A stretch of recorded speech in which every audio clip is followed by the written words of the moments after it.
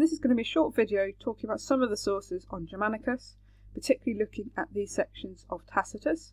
So if you find the right section in your source book, that would be really helpful. So the topic of Germanicus is best used within questions about the use of the imperial family or friends. So this could be in terms of the military, it could be used in terms of administration of the city. It can also be an element of opposition that the emperors faced. So in terms of where Germanicus sits on the family tree, he is the nephew of Tiberius, but Tiberius had been forced to adopt him as his son over his own actual natural son by Augustus. So there is a little bit of tension within the family, according to Tacitus, which we'll have a look in a second. But generally, Germanicus is a really positive figure for us to have a look at. He's very successful, he's very good at his job, and he's well respected by the sources and also by the people of Rome. And if you kind of looked in the source book, you'll notice this section is very, very short. We will look at Germanicus in the next video as well, when we're talking about the mutinies, conspiracies against Tiberius, where he's used by Tiberius a lot to put down these mutinies, particularly in the provinces.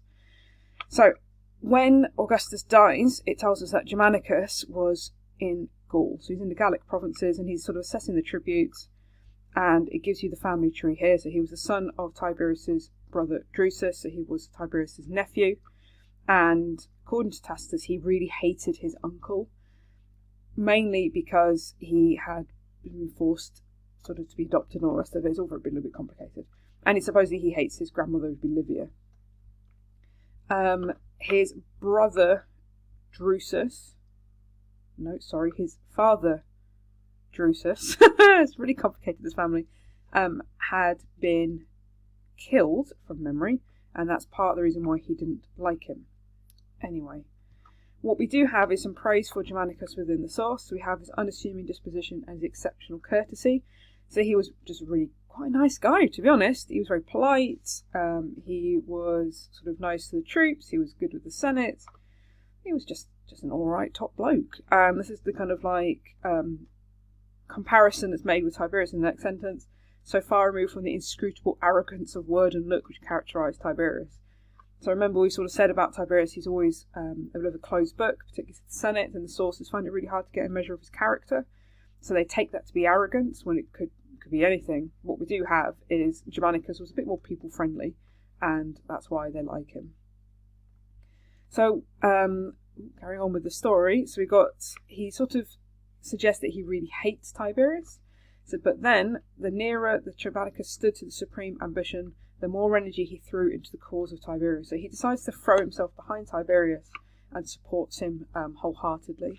And he administers an oath of kind of loyalty to his subordinates within the army and also to the city he's near at the time. So then we skip through varying bits of source, and Tiberius was suffering from a variety of different mutinies, and this is one of those mutinies, and he had sent Germanicus to deal with it. So it says that Tiberius was thankful the rising had been crushed, fantastic, but he's a little bit worried because Germanicus has earned the goodwill of the troops. So he'd given out money, he'd accelerated discharges, and that has really irritated Tiberius. So he goes to the Senate and he acknowledges his services and sort of praised his courage, but he does it in such a way, as mentioned in Tacitus here, that people know that's not what really thinks. He'd also sent Drusus out to deal with another rebellion that was occurring, and that one was in Illyricum, and this time his language is a bit more honest. So it appears, according to Tacitus anyway, that Tiberius favours Drusus and maybe is a little bit over, because Germanicus has got so much praise, he's a little bit irritated about the whole situation. In addition, he confirms to the Pannonian legions all concessions granted by Germanicus to his own. So obviously you don't know what's happened to the Pannonian legions yet until you watch the next video, which is video number 15, which will talk about what happened in Pannonia. But essentially, Germanicus went and solved the problem, and the concessions he promised were also granted by Tiberius. So there's not a huge amount in this last little section. What we do have is some evidence about whether sort of Tiberius has lots of power, so we know he's consul for the third time. We also see him promoting his family, so his nephew is consul for the second time. So clearly he'd been promoted because, one, he was good at his job, and also maybe to keep him close within power so he can keep an eye on him. And then essentially Germanicus had gone to somewhere near in Nicopolis, and he had been visiting his brother who was in Dalmatia, and there's a bit of a stormy sea, and he spends some time remaking the boat, and he sees where Actium is, and he thinks about Augustus, and he sort of thinks, wow, great disaster and triumph at this battle. Then Germanicus goes to Athens, and he sort of treats the Greeks really, really well, and as a result the Greeks received him with the most elaborate compliments. So again, we have more people in the Roman provinces that just really like Germanicus, because like I said, Germanicus is just a rather fantastic guy, as will come clear in the next video. And that is it for this little section of the sources on Germanicus and his kind of behaviour.